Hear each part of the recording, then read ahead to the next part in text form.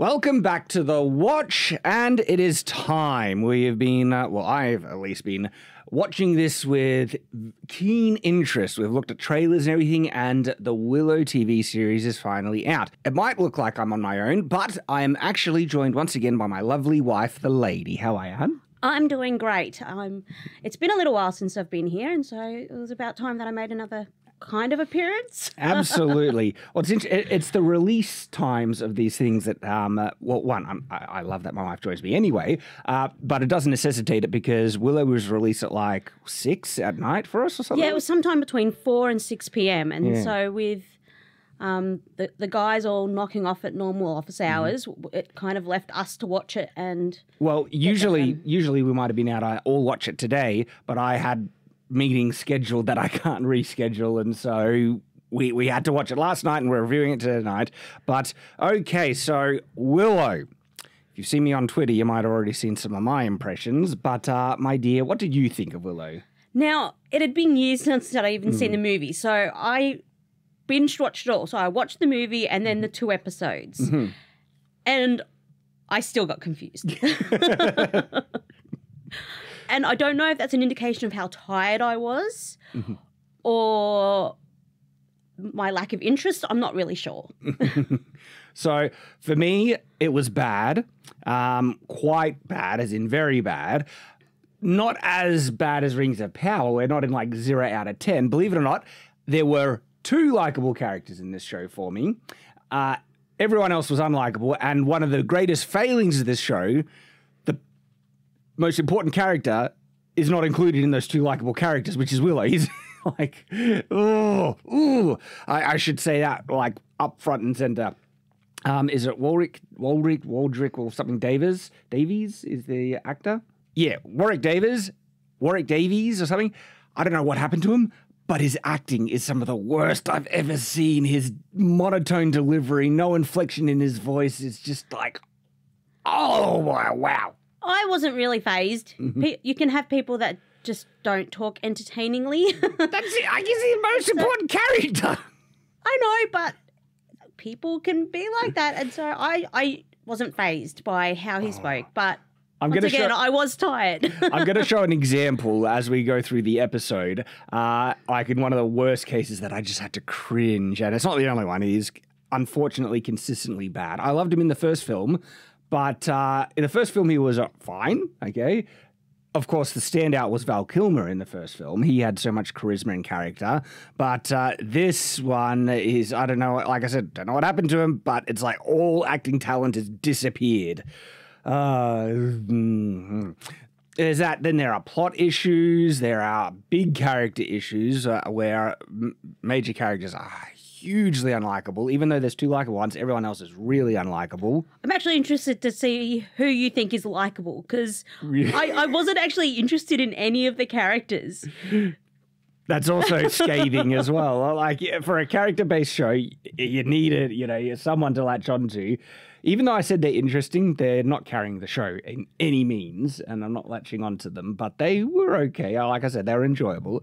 And then, like I said, the plot is just so poor, bad, generics, and stupid. Like, astronomically dumb when we get to the specifics. The sets and effects weren't terrible, but I've already seen people compare this to, like, CW writing. Yeah, I didn't mind much of the sets and stuff, but the costumes were unimpressive. The costumes were horrible. Most of the time they look like they're in bathrobes, or one of the characters was wearing something at one point that I would liken to in the Lorax with the snood. Like, it was just a woolen wrap thing. Like those plastic knock arrowheads on her back, like... So she's the princess, right? And, she goes, and so I pointed this out in the trailer. She's got this weird plastic thing. It doesn't look like metal on the shoulder. And then those plastic knock arrowheads. And then I thought maybe she only had few in the quiver because she shot some. No, that's how many she took with her. 4 arrows. Like, I'm not kidding. 4 arrows in her quiver from the very beginning. That's how many she's going to have and use in the adventure. So wow. I did not notice that, but wow. Yeah, it's really dumb. And that's just one example of I guess, lack of thought and consideration on many things in terms of the costuming. But they use like wide angle shots and environmental shots, which look okay. And then the sets are, the sets themselves are okay. And then that's it. That's about all the positive like I could really say. Everything else is bad. Any other general thoughts, my dear? Just that, at the end of the day, and I'm watching something, I kind of want to be entertained and be hooked on it. And I just wanted to curl up and go to sleep. And so it wasn't engaging for an fantasy action adventure movie. I just wasn't thrilled about watching the next scene, let alone the next episode. Yeah. And this isn't major spoilers because the plot is so threadbare, thin, pointless. Chosen one who will so there's a chosen one who will save everyone. That's It's pretty much a continuation from the movie, so that's fine. And by the way, the movie had a really basic plot as well. It had fun, interesting characters. For me, as a young kid, I loved it. I was a big spectacle. Cool hero character to kind of latch onto. He has his own redemption arc, and so there's some interesting things in this. There is a mystery about a chosen one, savior person, Laura Dannon. That continues on, but you don't know how, why, what, whatever. You don't know much about the evil. They just call it the crone, and it's this evil person. There's a prophecy, the evil person. So how basic is that, right? But then the actual story is Prince gets kidnapped. We got to save her. Not princess, Prince specifically gets kidnapped. And the way he gets kidnapped is so stupid. Oh, wow, it's so dumb. We'll get into this in spoilers, I think. Yeah, but that's the plot. That is so basic and bad and generic. The plot is, someone gets kidnapped, we need to go rescue them, and there's a chosen one prophecy that's tied into it. And those base storylines could be fun. There could be fun ways of doing it. There is. But I'm not having fun. Yeah, you could have an interesting plot that's like, there's something different and everything like that. And then it's all about execution because you can have normal, more generic kind of storytelling and the execution pull it off. I think Star Wars A New Hope is actually very much, the plot is pretty basic. Save the princess, defeat the evil empire, but the execution was done so well. The execution is not done well here. It's actually really bad. And so for me, I am in 3 out of 10 to 2 out of 10 territory for this. It's bad. What do you think, hun? Probably 3 or 4. Just it wasn't keeping me awake and engaged. At the end of the day, I kind of need that. Mm-hmm. All right. So now we'll get into spoilers, and we'll bring up the screen and have a look. So the opening, okay, already out of the gate gave me real big generic vibes. Where it's like, the opening book kind of thing. Look, it's classic. It's not really a point of criticism. I don't mind it. It's in many movies, and because it's kind of cool to watch, but not unique. Yeah, it's just like, it just gave me really I'm already sensing not a lot of creativity here.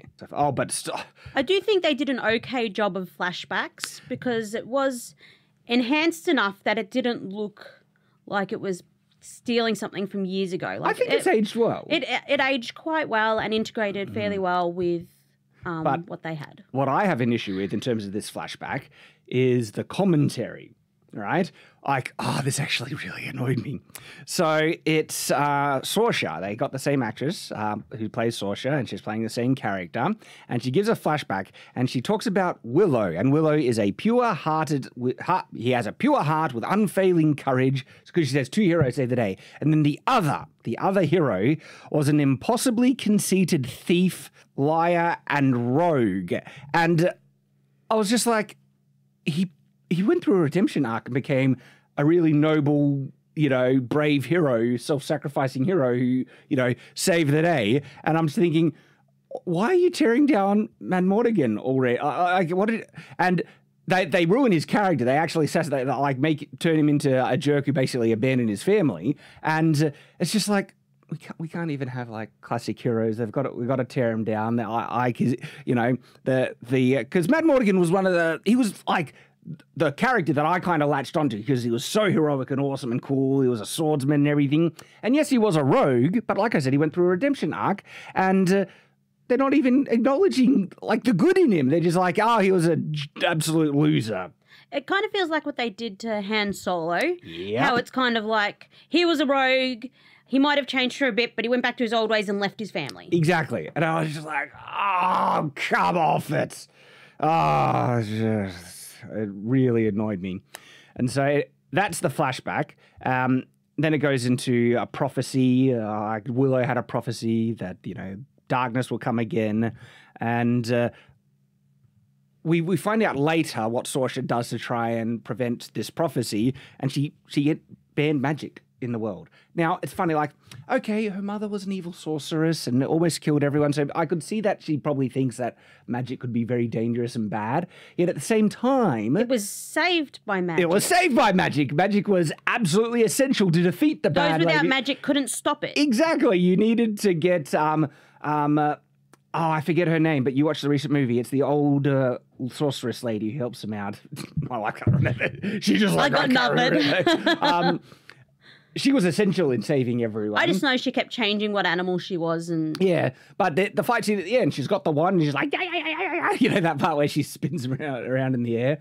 And I know Willow had the trick at the end that kind of saved everyone. It was a really weird ending in the first Willow where the Queen basically accidentally kills herself, where she gets so angry, she knocks the potion. The potion stuff. Gets caught in the potion and then kills herself by accident. So on the way she dies is a bit of a cheap cop out. It's like they did, and they managed to beat her by her own fumbly, honestly, if I was a villain, that's probably how people would defeat me. I'm a bit of a klutz. And so there's that, but Willow was only able to get to that point by the old wizard lady helping out and putting up such a fight. So yeah, magic was essential in defeating the bad evil sorceress. And banning magic might not be the best plan to try and defeat prophecy of evil magic person. Especially, well, because we also find out that there's a mechanic in the world now that if you don't nurture your latent magical ability, it can disappear entirely and die off. And they said that about Elora Danan, the prophecy. She's supposed to have crazy magical ability, and by not training her in her magical abilities, she basically is going to become a regular person. Now, of course, she's going to be able to pick it up again. It's a stupid kind of red herring or whatever they do, where they want to fool you. It's like, oh, she doesn't have the magic. What can have? Of course, she's going to have the magic. You just, every kind of like supposed twist in this show was painfully obvious. Did you know who Elora Danan was from? Like the first time we see her, it was like, oh, that's her. I was kind of hoping it was the other person. Which other person? Well, if you look at the picture of the baby, the red hair does the baby have? You thought it was going to be Freckles? I was like, surely they would at least keep her with the same hair color. She doesn't have the right skin tone. I know she's somewhat pale, but she's clearly got, I don't think I wouldn't put it past them for changing the skin tone. But that's true. They're just like, oh, they just put stuff in my hair when I was a kid and changed my that was forever. Dumb. That was dumb as well. You're right. So even though the hair wasn't right, the only reason they'd be forcing this character in, and this is like the actress I actually found charming and likable, and her delivery's okay. She was one of the one who's playing Elora Danan was one of the only likable characters. And one of the reasons why I liked her, she acted like a girl, basically. Like she, she isn't good at fighting, but she's really great at cooking, and she's proud of the fact that she can cook. She gets, she's a young teenager, so it's not uncommon for young teenage girls to get overly infatuated with a good-looking guy and stuff. And so there was actually multiple classic feminine traits that were more honest and more human and likable as a result, where she wasn't this, I'm great at everything, obnoxious, conceited Mary Sue character. I guess. But she also had a lot of instances where I just felt like she didn't use her head at all. Yeah, she is a bit dumb. But I kind of, finally! It's consistent, I suppose. There is unknowingly dumb, and then there's intentional dumb. A lot of the characters are unintentionally, unknowingly, astronomically stupid, but the show expects you to believe that they're smart characters and they're trying to tell you they're acting really smart. And that annoys the heck out of me. But with Laura Dannon, they actually make her knowingly dumb, where she just does silly, goofy things because she's a bit of a airhead. And I actually like that. It's like, oh, they made a flawed female character with actual, she's not perfect. Finally, I like that as a result.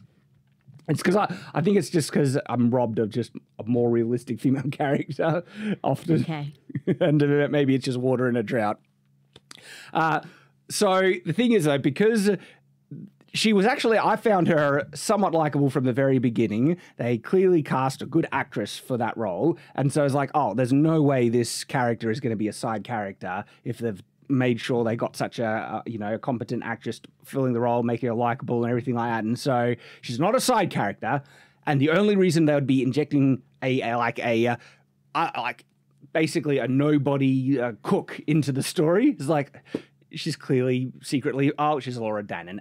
From the first scene, I have it written down in my notes. But okay, so there's that. They ban magic, and it just seems like a really dumb move.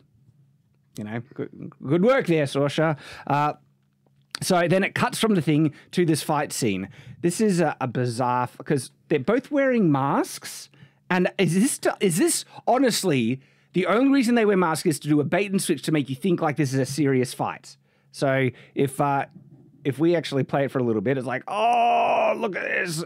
That mask is ugly and awful. And then, so yeah, because you can't put it down to armor because there's no other sort of armor except for like leather and cloth. That's the only thing they've got, and so you can't even say, oh, it's to protect them because they're not taking any other precautions. Yeah, and so I was thinking, was it like a face protection for training? They're not really wearing protection anywhere else. No, and it's just because the last line was leading into she doesn't even know who she is. Like, she doesn't know that she's a Laura Dannon, and then they lead to this, implying that. Oh, so you think that's the only reason, because they're like, could it be one of these two? Maybe. I think they have them in the mask because they want us to think that, oh no, it's a serious fight, but then fool you, and they take, and they're friends. It's like, I didn't think it was a serious fight from the beginning because it was a lame fight, but also small little things reflect the overall attention to detail and quality and competence of the creators. And so take note where they're standing. See, there's like a more flat open bit, but there's a little bit up that's a bit more raised up. There's a part, they're down and they're up. And it's interesting. When I was watching this, so I saw the change and I didn't notice exactly what it was, but I instantly was like, something's wrong. What? Because it seems like I have some conscious kind of awareness of fight scenes as they play out for positioning. And I think everyone does that. You see a scene, it's like, oh, this is where they are. And because terrain in a fight scene is actually really important because you can use it to your advantage. And so we see them, they're on this flat section and now suddenly they're on a higher section. And they were there was no like jumping up on the rocks or anything. They were just hit. So it went long scene, wide angle, hit, goes into close angle, and the next wide angle shot, they're suddenly in a different spot. And then they make a big deal out of jumping. Oh, so we'll wait for it.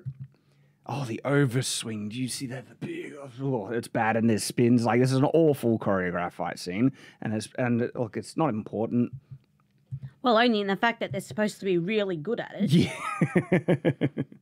Okay, and then they jump down back to the flat which they started on, and it's like they're not even paying attention to the continuity of where they're supposed to be standing. And so I'm not sure, she turns her back while the sword is facing there. So it's really bad, but this is supposed to be exciting and engaging, and you've lost me already. Really lame, weak takedown, and some of the lines here are incredible cringe. So there's a line that the one who won the fight says, "Don't beat yourself up about it," she says. "You know there's skill, and then there's talent. I just happen to have both." I was like, oh, I hate her already. like, look, I don't know, there's likable, cocky arrogance, and then there's just failing at the likability part, just coming off as conceited and up yourself and arrogant. And that's exactly what she sounds like. And maybe they could have gotten away with once if she was being maybe making it as a joke, like if she'd said that and then accidentally tripped up or goofed or something like that to show that, all right, there's some element of, fault in her skill and talent and stuff. But they don't do that. In actual fact, one of the follow-up lines is, I'm better at this than you are. And then the girlfriend, like this is the thing, from the very get-go, the way, like, their girlfriend. This is Disney and everything. And so already I was like, yeah, they're girlfriends. And by the way, they are. There's a full-on, pash kiss in this between these two characters. And so the girlfriend says, yes, you're superior in every way. Who knows, in a few years, you might beat me. Arrogant again. Oh, here it is. So, I'm just better at it than you are. Yes, superior in every way, Your Highness. But the thing is, she says it almost sincerely. It's like I really felt like this character letting the audience know that this other character is amazing. You must love her because she's so awesome. Your thoughts, son? I got nothing. It wasn't engaging. It wasn't thrilling dialogue. It wasn't completely dreadful. It was just nothing. It didn't make you like them at all, but it had the opposite effect. It made me just hate them. It's like, who talks like this? It's like, I'm so great. I'm better than you. I'm better at this than you. I have skill and talent. And you might... Guys talk like that. I don't know. When they're riling each other up, they can often, resort to stuff like this. It's not more, it's less common with women because we know we'll take it personally. Yeah, but like if guys did it, you know what the response would be? Would be to point out all the times they goofed up and stuffed up. Her response and this is like a halfway there. But her response is, I agree, yeah, you are right, you're perfect. And so what's interesting... So it's a weird middle ground between women and men. I know, but... I don't know. They are making these two characters act very masculine to the point where it comes up that they need to wear gowns and they're like, oh, I gotta wear dresses. I know. I'm like, oh no, you're a princess and you can wear pretty dresses. And oh no, how horrible. Didn't. I know. It's like a lot of girls would actually like that. Mind you, some of their dresses weren't all that great. No, they weren't. I might have been complaining about the style, but being a princess, you'd think you'd be able to create your own style. Yeah. It's the whole girl boss thing. They wanted them to be, these are the substitutes for the classic male hero characters that you would usually have in fantasy because girls can get it done. And it's like... But you know what's weird about that? When they have like a classic... fairy tale with princes and stuff, very rarely do the princes get upset that they have to wear formal attire. It's true. Just a matter of course. Yes. Like, in this setting, I wear formal. In this setting, I don't. Mm-hmm. Like, it's just what you do. But they always have to make, these tomboyish princesses complain about dresses. Yep. Dresses are fun. Dresses are pretty. I agree. They make women look very pretty at times. And, there are times and places for different attire. And I wish they would just stop harping on about it. Well, it's because, they, it's in the modern day, it really feels like having a character act distinctly feminine is somehow an insult and they got to avoid it, especially hero characters, which is kind of interesting because Laura Dannon is a more distinctly feminine character in this. But what's interesting, it feels like the show expects you to dislike her, like these are negative traits, when actually that made me like her more. So yeah, these characters right out of the gate are the stereotypical woke girl boss kind of Mary Sue-ish. The thing is though, right? The princess, which is the one to the left here. I almost did it reversed on the screen, but anyway, the dark-haired one, right? She actually is called out as having an awful personality by other characters. Yeah, and so at least it's pointed out that she's foul to lots of people. Yeah, but the thing is, though, the show is clearly trying to display it that she is in the right and you should sympathize with her, and people are just misunderstanding her and mistreating her and calling her out for a bad attitude when she is rightly resisting the oppression in her lives. At least, unlike Galadriel, she apologizes for bad behavior. When did she do that? When talking with the prince later. She actually apologizes for acting childish. I think so. She might. She does. And so she's got that one redeeming character trait that she will actually apologize eventually when she's acting horrible. But not for all the things she does. No, just when one thing. it's in bad taste in particular in front of the public. And she did actually apologize only to one person, not into the public. Oh, yeah, that's right. I was getting... Yeah. So she acts stupidly towards... When we say, I thought you were talking about her brother, and I was like, when did she apologize? But there's another prince that she's supposed to marry, and she acts really stupid, and then she does apologize to him, but not for all the other stupid ways she was acting. But Galadriel would never have done that, so it's at least something that she apologized for bad behavior, and that's a good trait. Yeah, but the thing is, like, Galadriel was just so conceited in I know I'm right and everyone's wrong, but she never went out and was like, I'm better than you. Where this character's like... No, she just implied it in everything she implied said it. This character comes out and says, like, yeah, I've got skill, talent, and, maybe you'll be as good. I was like, oh, I hate it.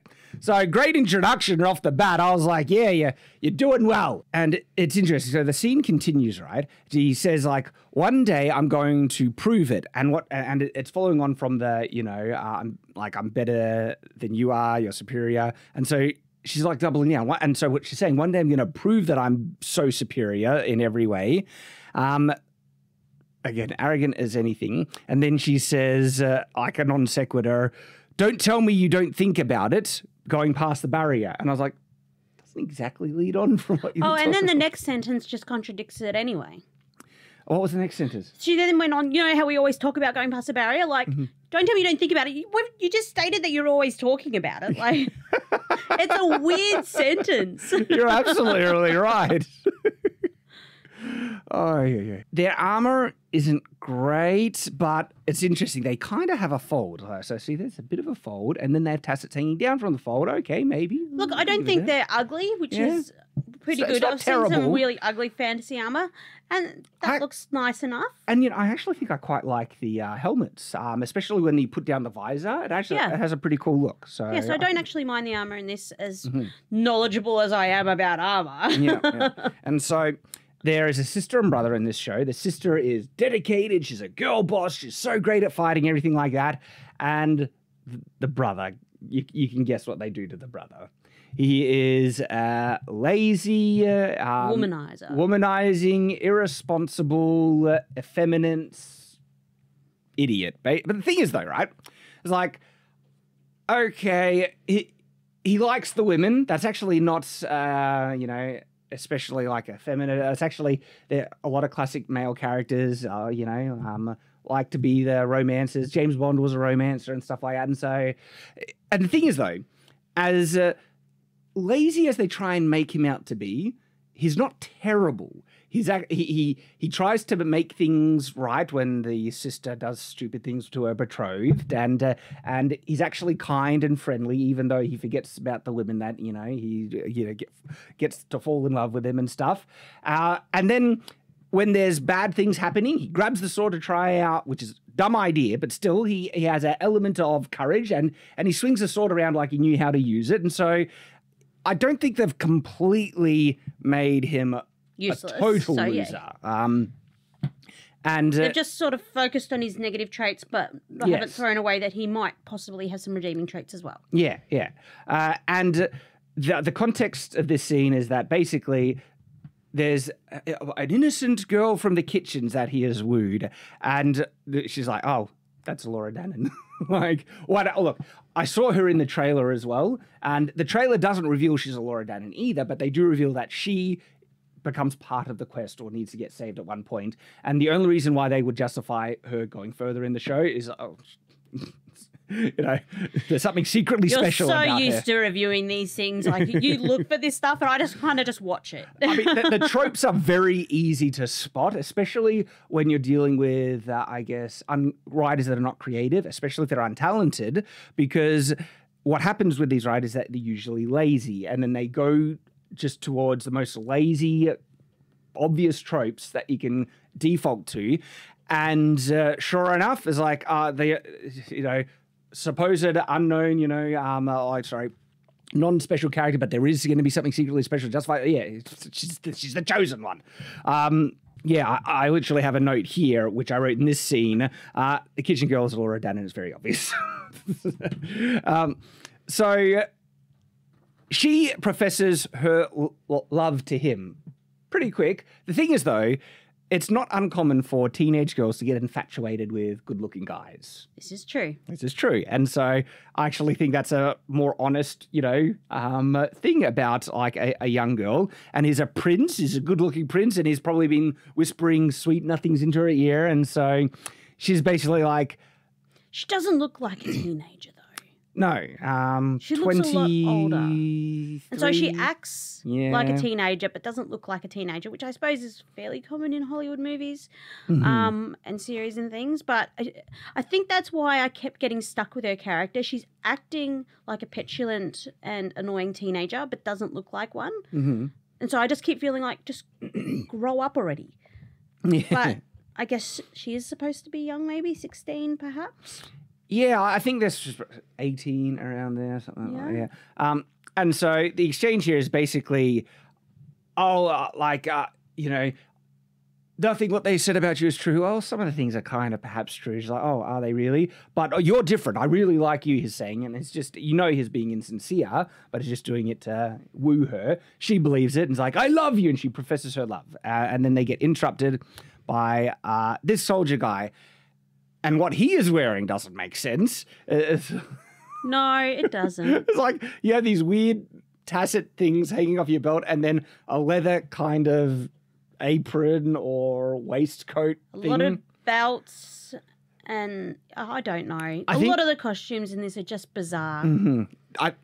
These other elements are supposed to go with the breastplate. If it was wearing that breastplate, the tassets hanging underneath the fold makes sense. The leather kind of skirt makes sense as one of the lower protections. But if you're not wearing the breastplate, why are you wearing it? Yeah, it's like if there's anything to lose, you'd lose the leg protection before the chest protection. Again, it's funny. This comes up in like talking about historical armor and fantasy adaptations, stuff like that. Sometimes in history, they wore chest armor and no protection on the legs at all because it's easier to defend the legs in combat. You just pull them back, present your weapon, and you usually defend it, or if you're in ranks and things. And so, but chest protection is important. And if you were going to lose one or the other, you'd lose the protection on the legs before the chest. But I don't know. He's like, that's his style. It's very weird. And I don't mind the countryside. They actually show farmland around Tirazleen and trying to portray that. Is that? I wanted to actually check the original film if that was the gatehouse of the same. They designed it the same as the gatehouse from the film. Didn't actually look in depth. It looks too. It looks new, doesn't it? Yeah, it doesn't look like it's had repairs. It just looks brand new. So. Fake machicolations here. Yes, I was going to see if you would mention that straight away. That's what I first noticed. Castle let me down.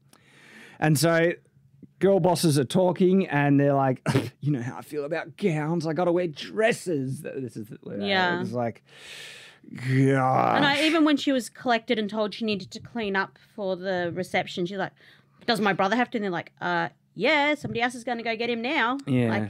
Of course, this is one of your roles as a princess and princess. This is what you do. Mm-hmm. Okay, so the effeminate brother arrives, and this is where I noticed that, holy crap, he's wearing a see-through shirt. It's some weird sheer shirt that's... Pretty boy crap. And I get that's what they're going for. It's intentional.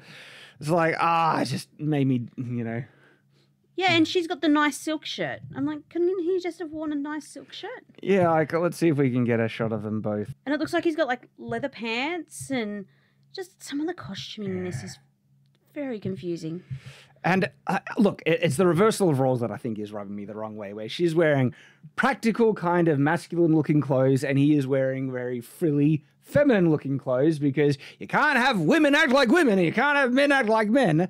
And look, I know there's the rare exception with Laura Dern in here, but these are the main characters. These are heroic characters, right? And again, it's like, girl is the girl boss. And I don't mind girl power shows. Alita Battle Angel, heaps of fun. It's when you get like so overtly, clearly like, oh no, because think about Alita Battle Angel, she was a distinctly feminine character. And I like that. It was more empowering for women to know that I can act feminine, be girly, and still be a hero. Where shows like this and the whole woke movement, like Galadriel, it's like, no, to be like an actual hero, you've got to act like a man and dress like a man. And if we're looking at more fantasy medieval and stuff, Ever After, you know, she gets all excited wearing a pretty dress, but she'll also, you know, wrestle her friend and throw him in the mud and, you know, run amok and, you know, and she does both really well.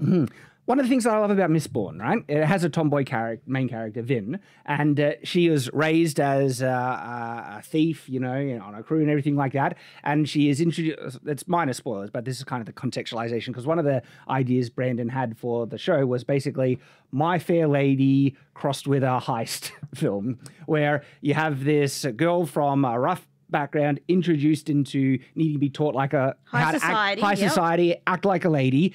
And she's like, this is actually really fun. I love these dresses. These dresses are amazing. They make me look so pretty. She's like, this is so not practical. And then she finds, like, there's practical ways of using the dresses that she's like, oh, you can put in pockets. And, you know, she's suddenly thinking, I actually don't mind this girly stuff. And she custom makes, like, dresses she can wear and fight in at the same time because she likes wearing dresses. And it's like, and it's not that you can't have tomboy characters that there aren't women in the world that don't like wearing dresses and stuff like that.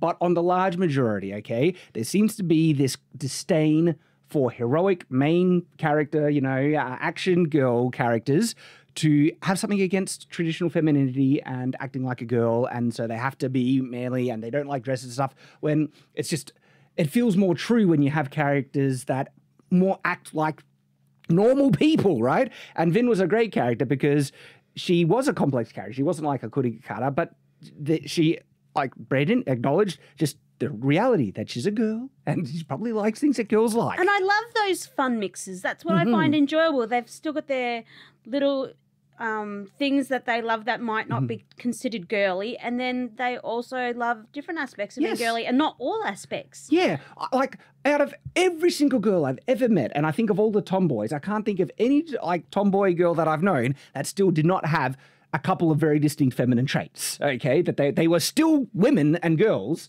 And so, but in shows like this, it's like, no, we got to rip, like, nothing. Can't act like a girl. Dress is bad, marriage bad, weakness bad, emotions, except anger, are bad. Yeah, like, it's just really weird. Cocksure and arrogant, and then you got to tease your friends like guys do, and fight with the swords. But still don't hurt anybody's feelings too much. Yeah, it's just like, and the other thing about this, right?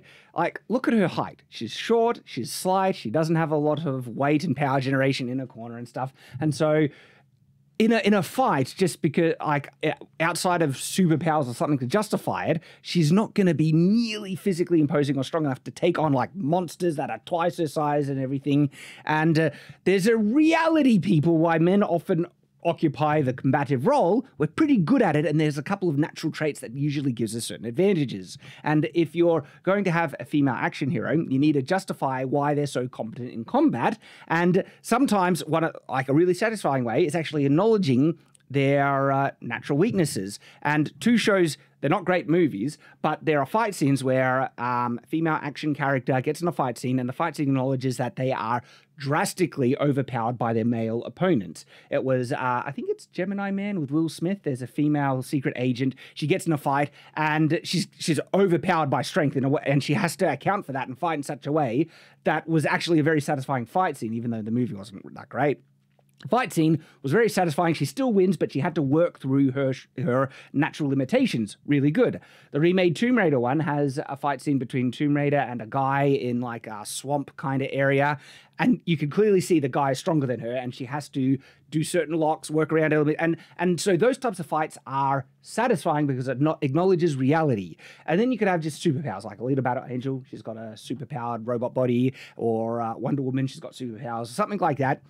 In a setting like this, there's no superpowers, right?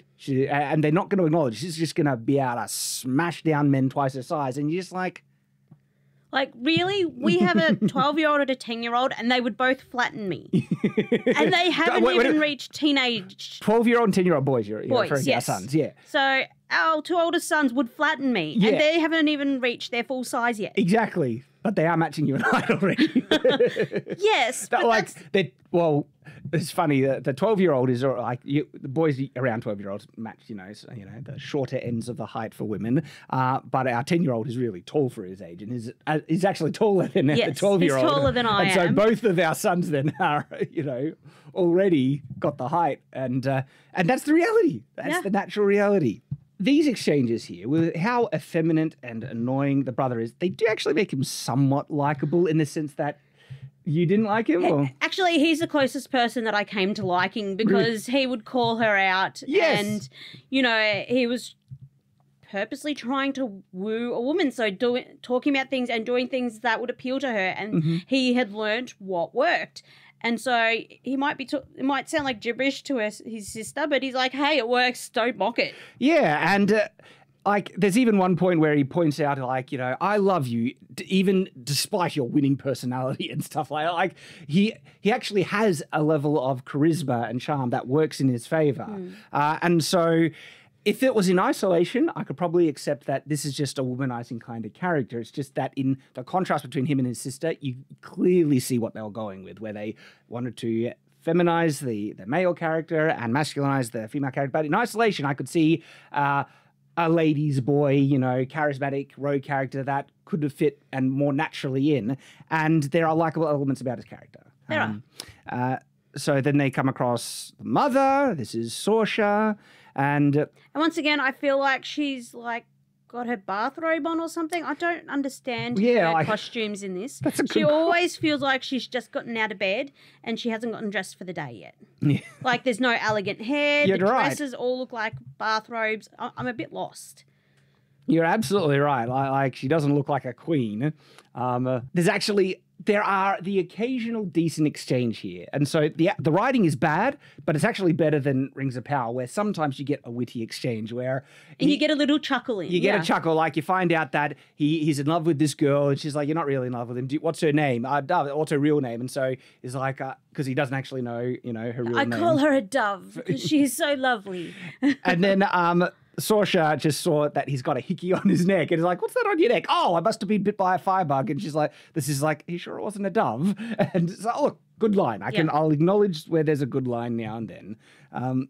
And so mother basically tells them, go get dressed for the thing. It's like, oh, I don't like wearing dresses, basically. She's going to get betrothed. But yeah, here's a good shot of her dress. You're right. It's like just a bathrobe thing. Don't know what they're going for there. This is where she sees the gown and she's like, oh, what was me? So you look at it and it looks like it's kind of got like weird armor pieces or... It's actually a corset though, we find out. Yeah, but it looked like those look like boob cups or something. And I was like, you're being a bit generous there. I don't think she would fill that out. But no, it's a corset. So what do you think of their outfits here, my dear? I'm still really, really not liking them. Yeah, man, House of Dragon outfits were just... top tier. They were gorgeous, and I just don't know what they're trying for here. Really relaxed, maybe?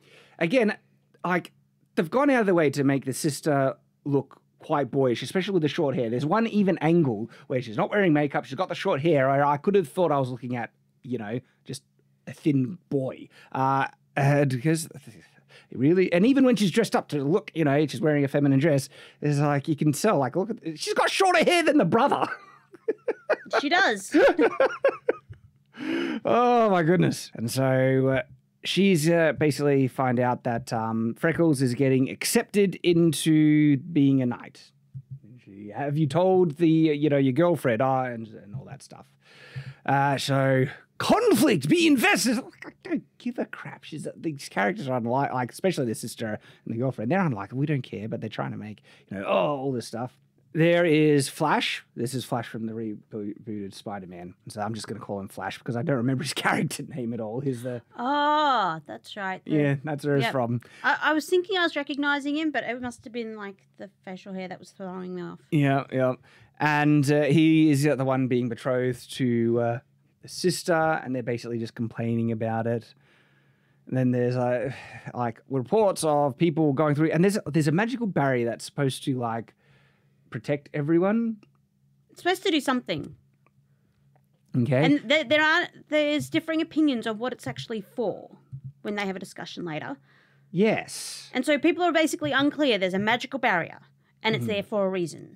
Yes. They're just not clear what that reason is. And don't exactly know mechanics how it works. I mean, when Elora Danan gets to the barrier, it isn't revealed who she is yet.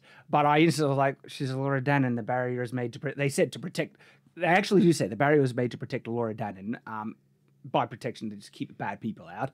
And so I was like, oh, she's clearly going to be special and be able to just walk through. And she does. She walks through the barrier. Were you wondering like how she was able to do that? So it's a barrier, but it's just really pretty colours because anybody can walk through. Like that's kind of what I was looking at. I'm like, so what does this actually do? That's the thing, because if you don't know who that character was... Because you don't see anybody else trying to pass through, so you don't actually know that it does anything. Exactly. And none of the characters raise the question, because the characters, they go through... There's an opening. There's a little opening slit in the barrier that they go through, and then they see... You know, the cook girl running across the field, and she didn't cross the barrier where you did, and so the first question would be, how the hell did she get past the barrier? No one asks that. They're just like, oh, she's relentless. Look at her there. And it's like, are you implying that anyone can pass through the barrier at any other location? What use is it? Then yeah, what use is it? Like, this is very confusing. It's a very confusing barrier. It's a very pretty barrier, but it's very pretty. Confusing. But also, because the show is expecting you to not know who this character is, even though it's obvious, but if you don't know that she's Elora Danan, that she might have some magical special thing that the barrier will open up for her, the show is then displaying that anyone can walk through it. What's this purpose? It seemed like the ditch was the biggest obstacle to people getting through the barrier. Because they're like, oh, unless she can find a gateway to get through past the chasm, she's never getting through. It's like, well, she just found a tree locked over, and so that's all you need to do to cross the barriers to get past the ditch. Mm-hmm. And so here, right, we find out, like, so the prince is chatting up other noble ladies because he's a womanizer. Elora, she sees him and she's like, maybe he's not the one for me. But then we also find out that Mad Mortigan, his father, disappeared or is dead. And so the first implication for me was like, oh, okay, so they killed him off. And I was annoyed just at that. I was expecting it because it's the show. Now, I know Val Kilmer isn't able to reprise the role, right?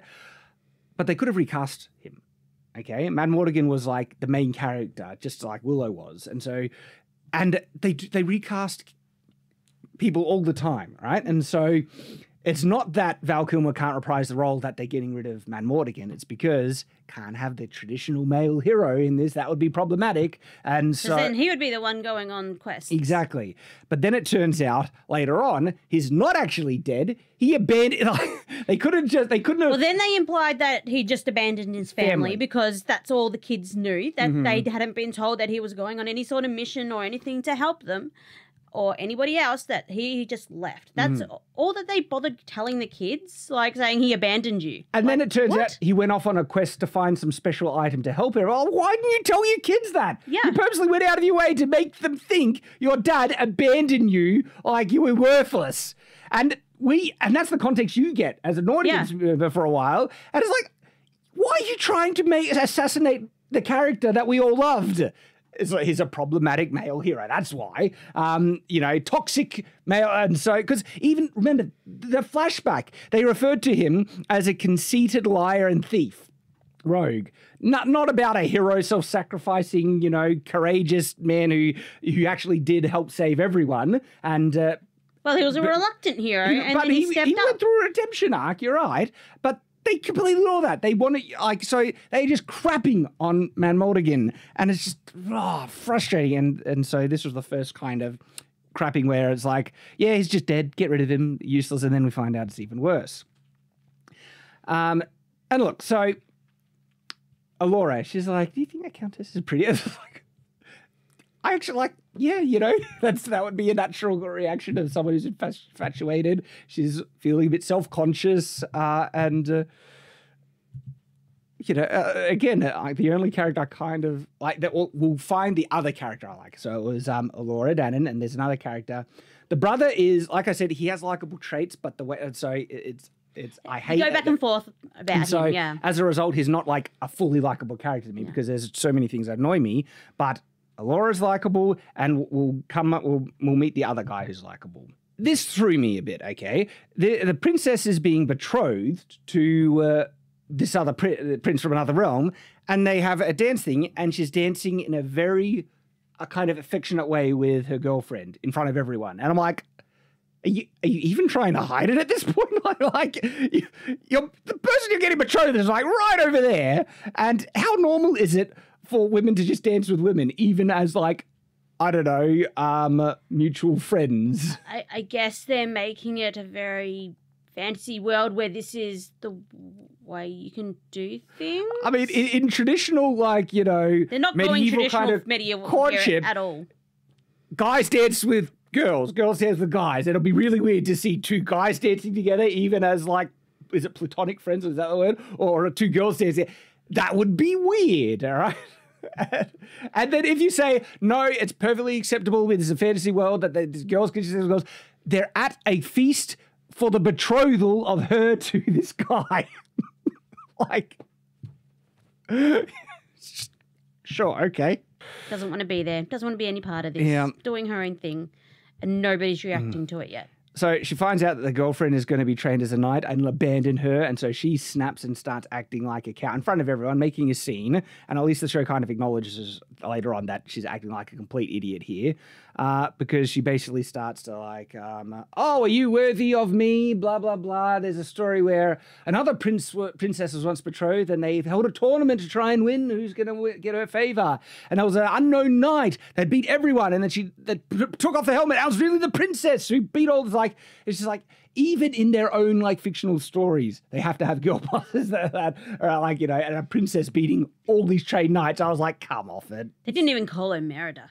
I like exactly. Are you referring to, you know, Merida? And at least in like Brave's example, it was archery. That, you know, that's where she shone through. Yeah. In this, they're saying it was a full blown tournament with combat and everything, and it's just like, yeah, okay, the princess beat all the trained male knights, sure.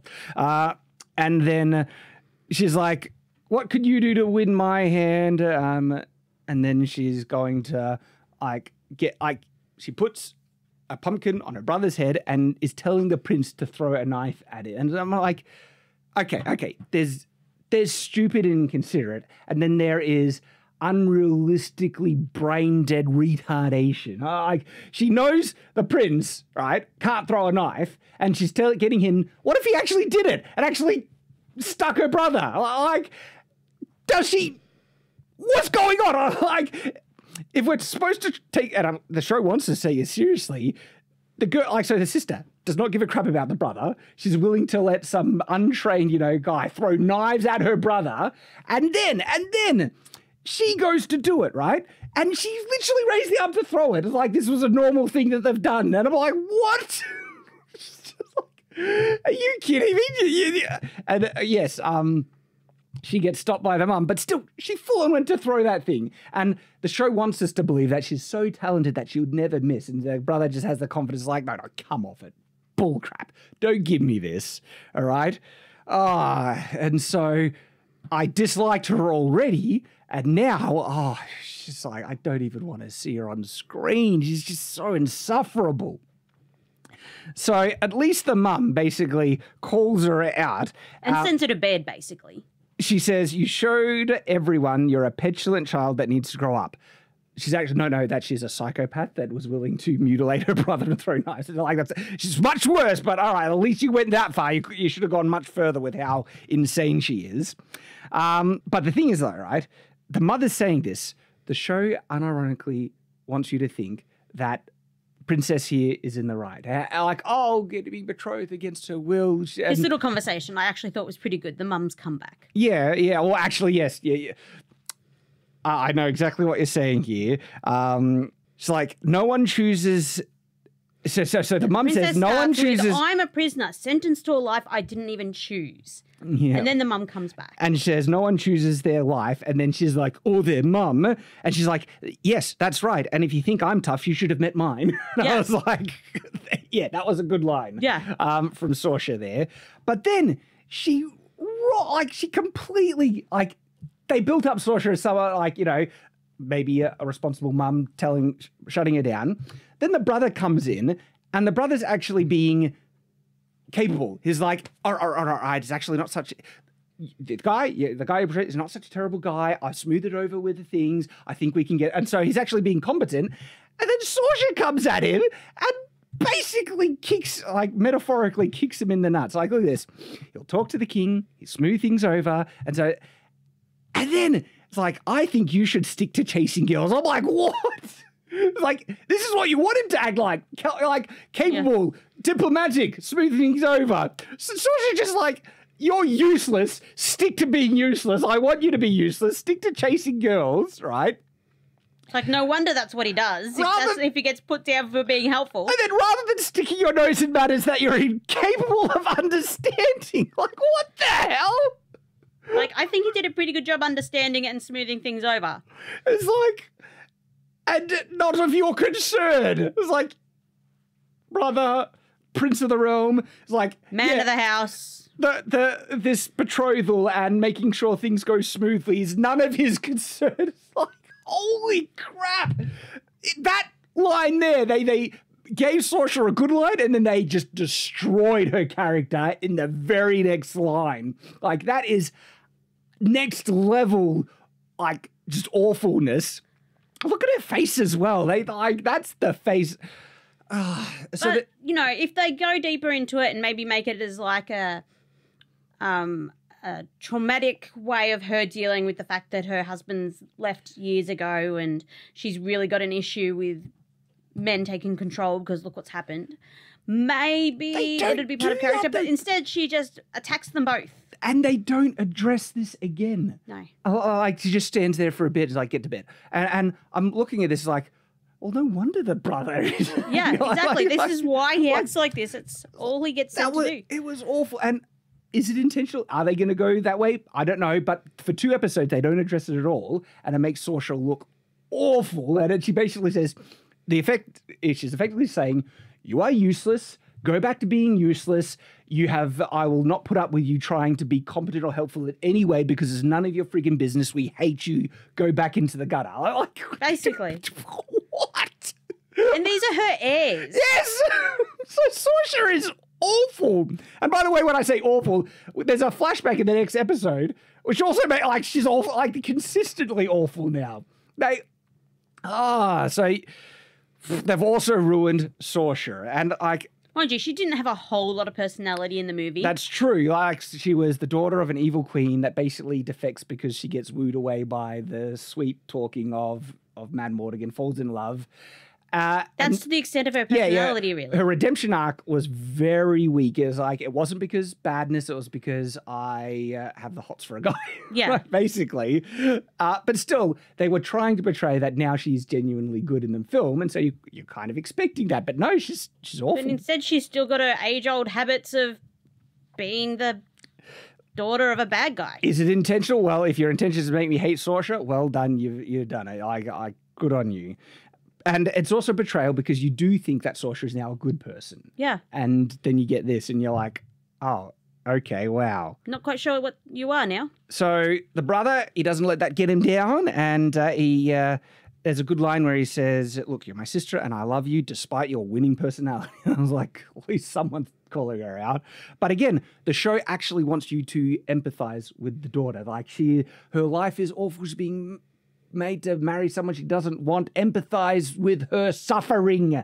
And I don't. It's like, but you can tell that's what the show wants. And everyone loves you because you're so charming and fun, right? And then they still drag him as long as they don't expect anything from you, basically. And again, like, I'm so hard done by, sympathize with me.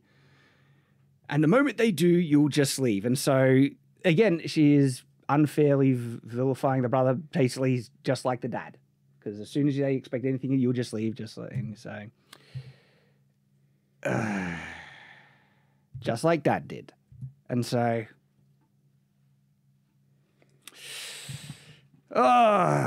it's funny. Like, they really want to drag the male characters, yet at the same time, I don't think they're aware of how unlikable they're making the female characters. And So I don't remember too much from this scene, but I do have a note that she was. I liked Allura in it, and I think.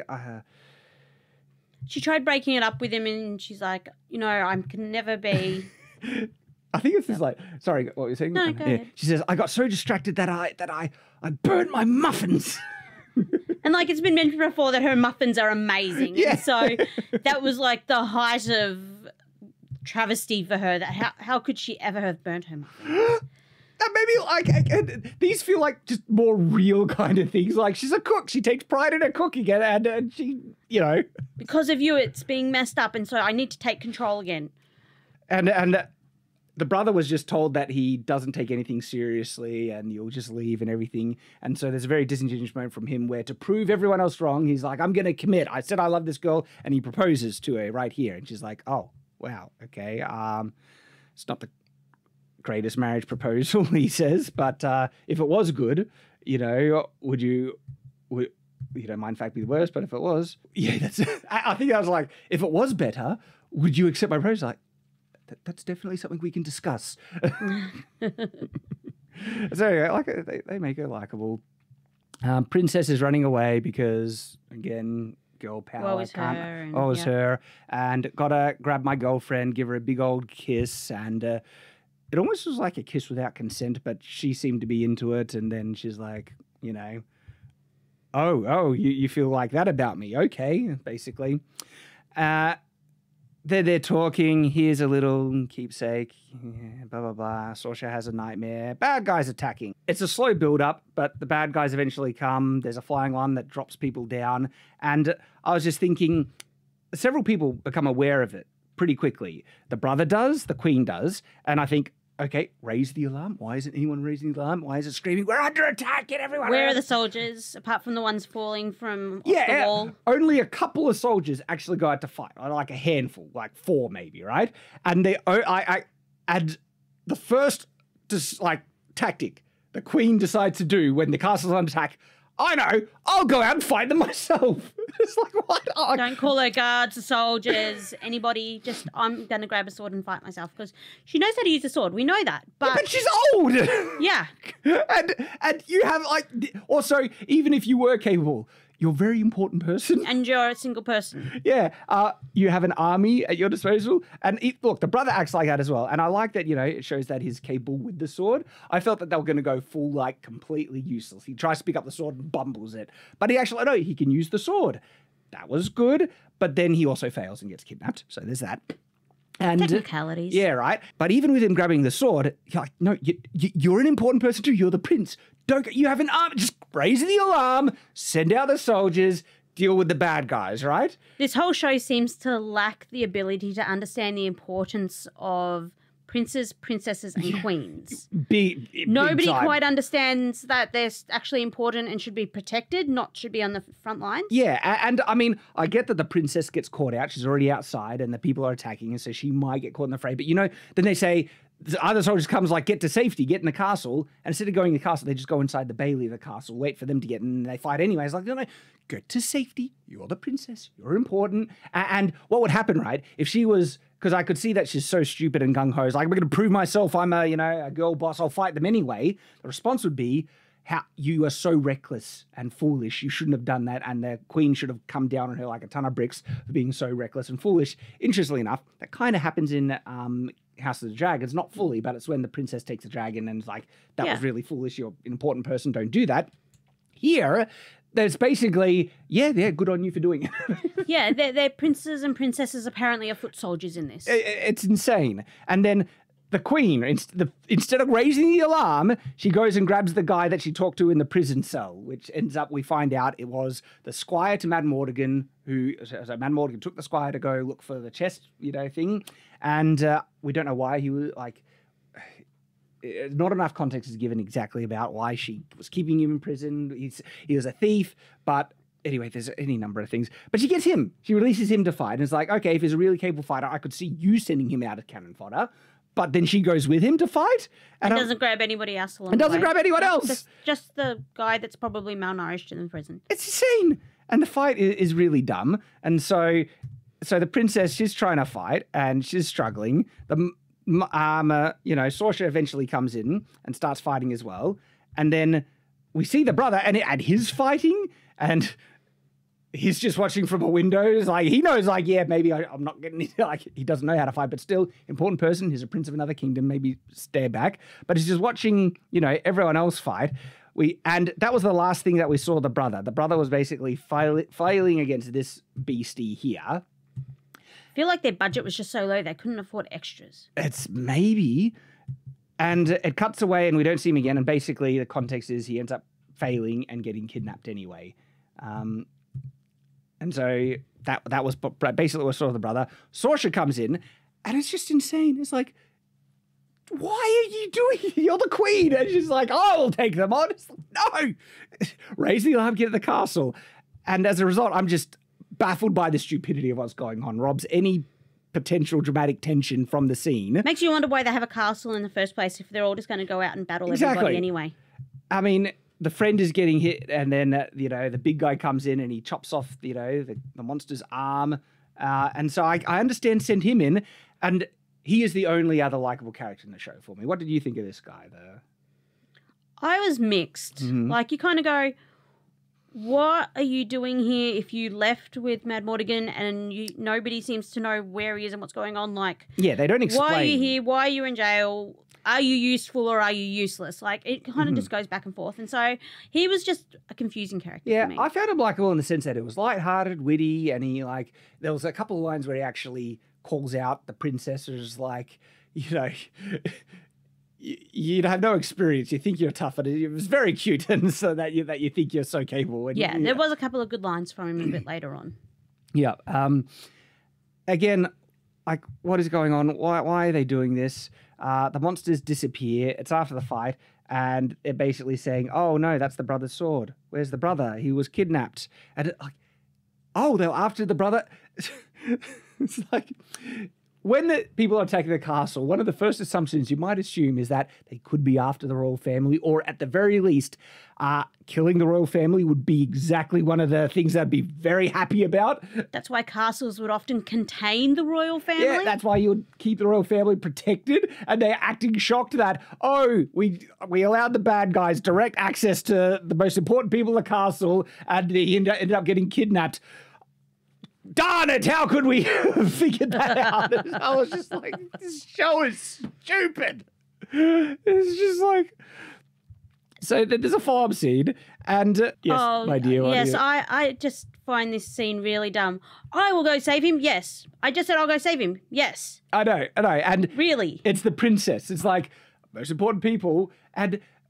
The prince was just flaming kidnapped by monsters. So this is the only other heir. There is one other heir available. And they're like, okay, you can go rescue him. And guess what? You can take the only other heir of the other family who you are betrothed to with you. It's insane. It's like, this really important person was kidnapped. So what we'll do, we'll risk the lives of two other really important people, send them on a suicide mission.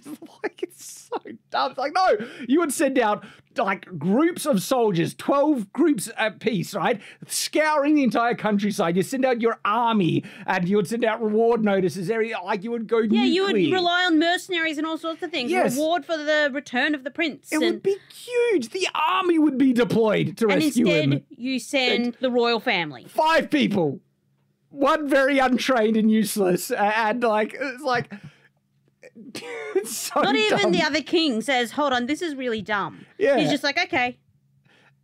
And what I loved, I laughed out loud. I literally laughed out loud. So a soldier steps forward. I will go, right? And this old guy says, no, you're too important. You can't go. We'll send the princess instead. She's just not important at all. Like, they literally have... Call the commander more important. Like, you're too important to go, but the princess and the prince of the other kingdom, they can go. They're not important. It's just like... You can't relinquish your responsibility to go questing, but the princess can be spared. Like, what? I laughed out loud when that happened. I was just like... This was the most dumb scene through the whole thing. I just sat there and go, what? I was like, what? The soldiers are the people you would want to send. And so... Not only that, now, I'm going to skip ahead just a little bit because it's related. Mm-hmm. They send soldiers to go and fetch a cook. I know. But don't send soldiers to go and get the prince. So this very commander who they say is too important to go to rescue the prince is the very same guy they send to go rescue the cook. Context, the queen knows that it's Laura Dannon and Laura Dannon. But still, yeah, it's like a squad and of... they accepted that. No one said, like, my lady, it's a cook. Like, I'm the important commander. Like, for the same reasons I didn't go after the prince, don't you think no one says no. Show is so... When this happened, I'm like, oh, wow, we are in... Like, after... we were in brain dead stupid territory from the, royalty going out to fight the bad guys attacking the castle. And then this happened. I was like, we have jumped the shark. This show is irredeemably stupid at this point. They didn't even give good reasons. It was just like, sure, let's send the princess to save the prince because those are our only heirs. Let's do that. I know. And they send, so the princess's betrothed, which is the prince of the other kingdom, right? The reason why the father sends him is like, you're willing your betrothed to go off and risk her life and you're not doing it, you cowardly man. He only got pushed into it because the girlfriend volunteered. I know, and it's dumb. And his response is actually kind of funny. He's like, oh, by the way, there's a scene where Freckles suddenly has a completely different accent. It's like... Not sure what happened there. Yep. It's funny. It's like, Saoirse, she actually looks out the window from her castle and she said, death dogs. Oh, no. And she doesn't raise the alarm. She instantly knows death dogs, monsters, everything. And then she goes out and fights them herself. She even acknowledges monsters, death dogs. And she doesn't raise the alarm. It's just so dumb. So this is when the father is speaking to the Prince of the Other Realm. And the line was basically like, you'd let your bride-to-be travel beyond the barrier.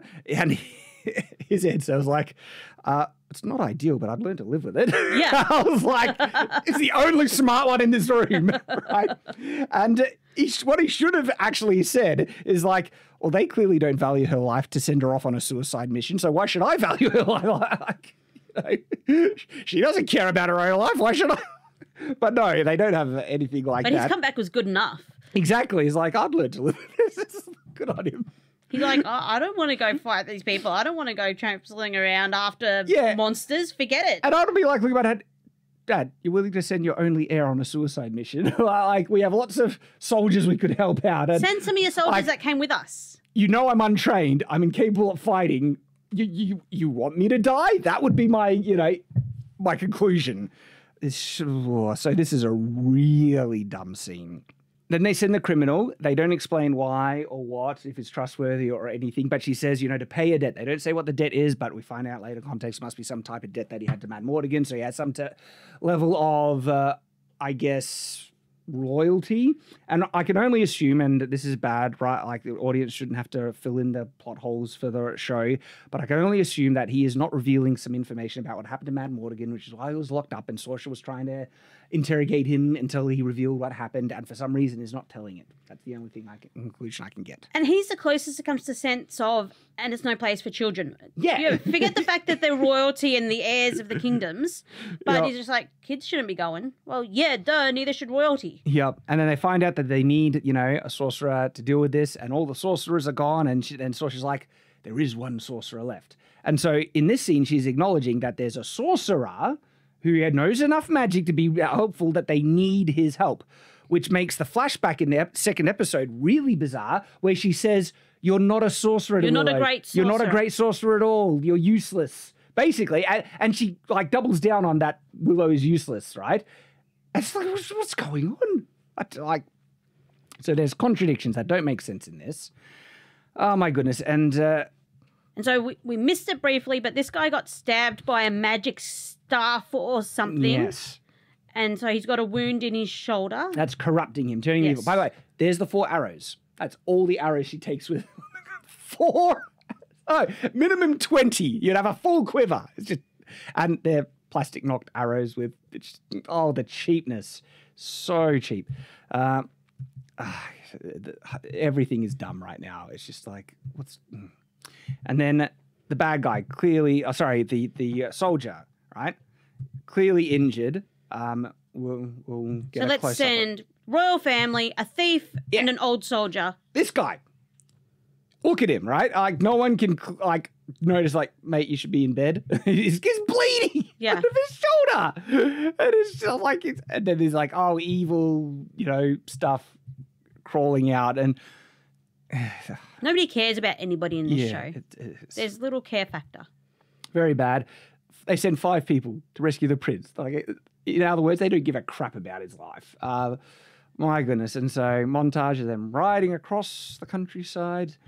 Someone's following them, so they go to hide. Who's following them? It's the lady. And look, she's in love with the prince. She's a bit silly, and they've already kind of showed that she's a little bit airheaded. And it's like, I was like, okay, I'll fine. Here's her little snood outfit. Yeah, what she's wearing is really weird. I actually took this as a very obvious sign that she was Laura Dannon again, because she's got the birthmark on her right arm, and they're covering it. Like that arm is uncovered, but the thing is, turns out the birthmark is hidden by magic anyway. But because it felt they went out of their way to block that arm, it's like they're hiding the fact that she was Laura Dannon again. And I was like, but anyway,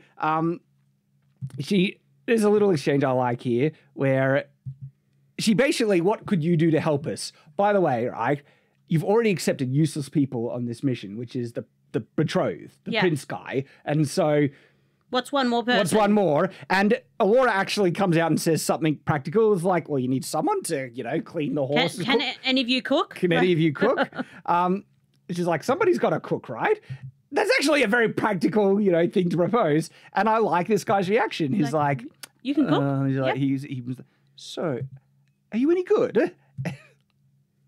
And her response was great. I'm phenomenal. It's like, that to me was like almost justified confidence, but it's not like it's not like, when it comes to cooking, I might be useless in everything, but when it comes to cooking, I'm phenomenal.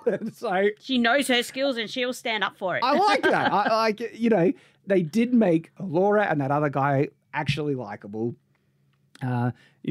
She's not coming with us. But then we can't, like, it's not near nighttime, and so we have to camp anyway. And so, that like, she stays the night, cooks the food, nice food.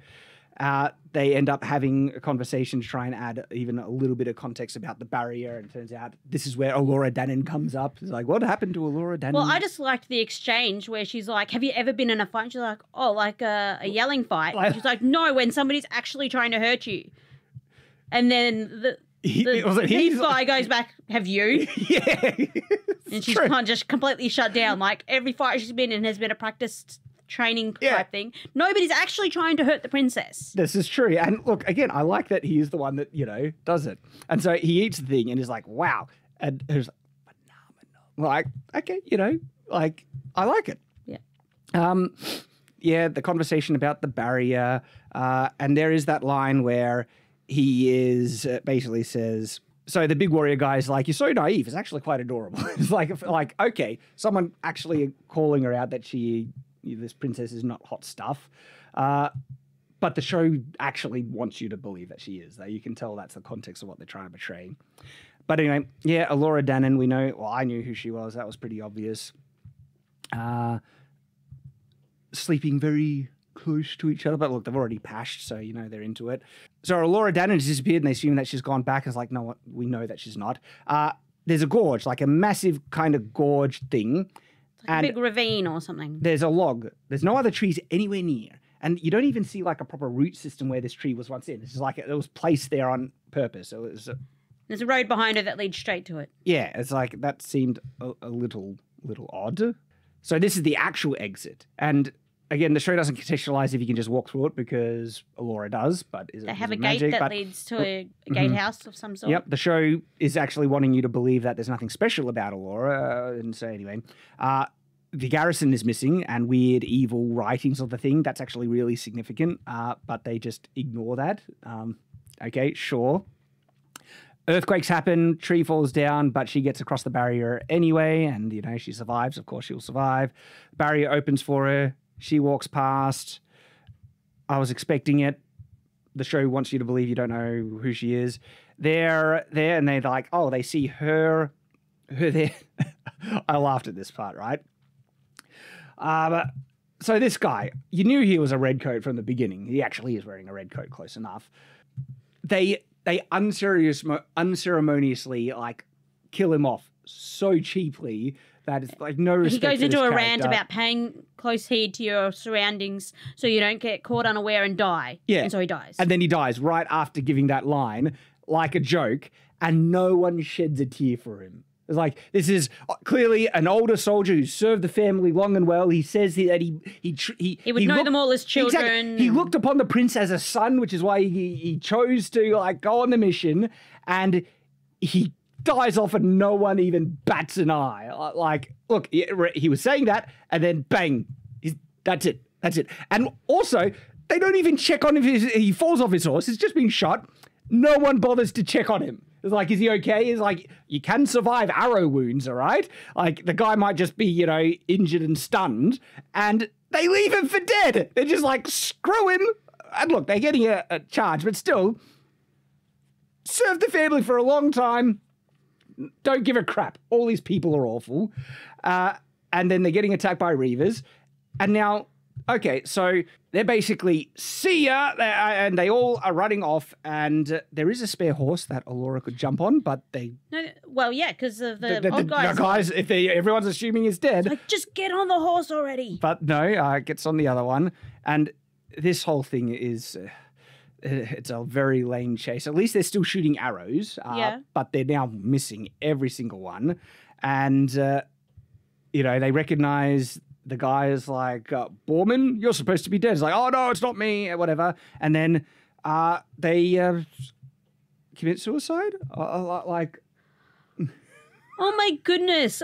I just looked at it and went, the horse's legs would all be broken. The horses would be in agony. Like, I don't get this. Well, it's weird on multiple levels. Like, this is almost suicide. There's no guarantee you'd be able to survive the fall. But then they show the water, and they're walking in the water underneath. And so it's like, it's chest height. You would have all be dead. Yeah, the horses first would have broken legs and probably broken necks. Yeah, like this is insane. But they all just ride off the edge, and then they're all looking down.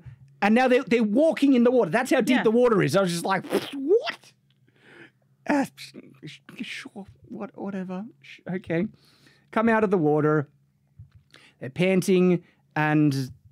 Some of them dry, some of them barely wet. Mm-hmm. It's just a bit all over the place. The horses just kind of jumped off a cliff, didn't break any legs, and they managed to get off the horses and walk them out. Yep. And so they finally reach the Little People forest, and they're trying to find Willow. I think it's Migosh or Vanka is his name. So they got the same actor, good to see. But he's like, I'm Willow. And then he's like, no, they're not Willow. Because actual Willow comes out. And, the acting is bad here, but he gets really bad in episode 2. And he walks down, he's looking around, he's like, Allura, is it? But maybe we should just play just to see how bad this acting is. And it gets even worse than that. But at least he was trying to emote there. Sometimes I'll show a line in episode 2 where it's just dead face. And anyway, he sees her at the back, and this is supposed to be the big reveal where he reveals the birthmark. And guess who it is? It's Allura Dannon. And this is supposed to be the big... Who is it? Blah, blah, blah. And that's the end of the episode, basically. And I just sat there thinking, why on earth doesn't she have red hair? Yeah. And that's the only thing I was thinking during that. I'm like, where did red hair go? They addressed it in episode 2. Really dumbly. Really dumbly. I have very few notes for episode 2 because a lot was pointless and boring. So now we're up to episode 2, and I have far fewer notes because it was just boring, uninteresting stuff, really, that happened. It begins with a flashback, and this is where one of the line delivery is one of the worst I think I've ever seen.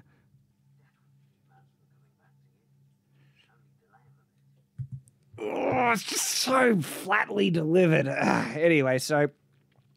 Look, it's a bad flashback, and it kind of contradicts. This is where Saoirse says, "You're not a sorcerer. You never were." And so I was like, "What?" Because they show him do legitimate magic, where he reveals the birthmark last episode. But then all throughout this episode, they don't have him do any magic, and they actually play him out as a bit of a joke. So I don't know what they're trying to say here. Yeah, and so she's sending them to go see a sorcerer, but she obviously had a low opinion of his abilities, and so it all gets a little bit confusing. Nobody seems to care about anybody else but themselves. Oh my goodness. And so they find out. So there's this whole big thing where they spend a lot of time with the little people, and Elora, they need to train her, and the context is that now they're going to take her to the bad guys. And this was like threw me, where I was like, no, you've just discovered you have Elora Danan, the chosen one, the only hope to save everyone else. Take her back to safety. like that would be the She's more important than the prince that nobody seems to care about, so maybe turn around, hightail it back to the castle. If she complains, tie her up, throw her on the back of a horse, and take her. No way, like, she's untrained, and you're literally going to the enemy. You're delivering her up on a platter. Like the enemy could not have asked for a better situation than what you're doing. And it's insane, utterly insane. But anyway, so there's the whole thing where they make Willow look like an idiot in front of everyone, where he does, it's memberberry stuff, where he consults the stone, and then they have the witch finger holds, the power to, This episode felt a lot like it was nods to the movie rather than an actual storyline. Very little happens, which is why we're skipping over it. Like, this episode we'll breeze through in a couple of minutes, because it's just boring, and then they're just trying to hook you in. This is where Saoirse finds out Elora Danan's gone, and so she... and a lot of the criticisms were kind of already mentioned in context, because it seems that the only ones that know at the moment that who she is, like apart from those that just found out, is the Queen and this servant who we assume raised her. Mm-hmm. But she sends the soldier who was too important to go before, and send the princess to save the prince. But now he'll go, and I know but he doesn't know that it's Elora, only the Queen does. But he's an evil guy, and now because of being corrupted, you see the thing on the hand. And so there's this evil crone that says, oh no, Elora's alive, I felt it, but don't worry, I have my own minion, and referring to this guy. Back to the little people. And they're talking about how far they need to travel. And how dangerous it is, which way they've got to go. Elora needs to be trained. And he insists she stays and be trained. She's like, forget that. I'm going to go save my prince. Which is dumb. It's like, now she's the most important person in the world, and you're taking her to the bad guys. So we'll just take the only sorcerer with her and put you both in danger. Sure, why not? Yeah. And we find that his vision is actually everyone dead, right? And there's a confusing line here. Actually, it's a bit later. So we get more context of this flashback a bit later. But he basically says that Elora Danan needs to die to save the world. But in the flashback, Elora Danan is dead. And so more confusing stuff. But this whole conversation is the build up to reveal the wand that we saw in the film. And, member berries. They find out Elora Danan's already... She's nicked off. She's left on her own. And now they need to find her. And, like, this was pretty dumb on her behalf. Which she's proven over and over again that she's perfectly capable of just wanting to do something and just does it without regard to her own safety. So it's in character. Look, I like Willow technically always had a bit of a bad attitude in the film, where he would scream at Man Mortigan and call him stuff. And so... that's actually a bit consistent with his Irish. Idiots, nincompoops, where is she? It's like... isn't it true with you? But this is the thing. Willow wasn't necessarily likable in the film. You like Mad Mortigan. You rooted for Willow because of the underdog story, okay? That was the kind of thing. In terms of his character, he was a bit, of a grump. He was a reluctant hero too. But he eventually gave in to helping because it was a baby. Yeah, but you got invested in the underdog story and him getting the one up on the burgle cuts, and winning and showing himself that he can be magic, and that's what you get invested in. But if you don't have that underdog story anymore, he's not really a likable character, and so. But he is consistent. That's true. Okay, they try to make him funny in terms of it as a bit of a goof, but I think that's robbing the competence that he should have at this point. And because the whole incompetence and goof thing was supposed to show that he was young and still learning, and he's supposed to have learned and been a leader now. Yeah, exactly, and he was. I think they'll show him competent because we saw some shots in the trailers where he does do. I couldn't tell. He has a flamethrower on a thing, and I couldn't tell if that was just a little device he made or if it was legitimate magic. So. Still, we don't know if he's just faking magic still, and I can only do a couple of little incantations. But anyway, she's actually she hasn't run off. She's just thinking about, I'm the chosen one. What am I going to do? And this shirt was just weird. Yeah, I know. These weird like tassel things that are hanging down the outfits are bizarre. And so it's just like, have faith in yourself. I'll teach you. And she's like, okay, I'll do whatever you say. Study and work hard. And she's like, I'm a hard worker. So like, yep, whatever. There's that. They have a human-sized cart ready to go. Like, look how big it is compared to them. You'd think that'd be like, little people cart, but like Laura Dannon is getting in the back and it's a human-sized cart. In the movie, they have a tiny plow being pulled by a pig. Yeah, exactly. Like in the film, things were scaled to the right size, but they just had a human cart there. Okay. Also, not the most practical thing if you're traveling across wilderness and stuff. This basically means you need roads wherever you go. Yeah, I couldn't figure out why they needed a cart at all, rather than just horses and some pack animals. Yep. The commander guy is searching, but he goes, basically he becomes evil and then attacks one of them. But then later on you see that they're still with him, so he basically corrupts them like he was corrupted, is the context of that. So convenient that they have roads wherever they're going now with this thing. He explains that he was the squire that went with the dad, but doesn't then just tell what happened to Mad Mortigan. So we're still confused in that regard.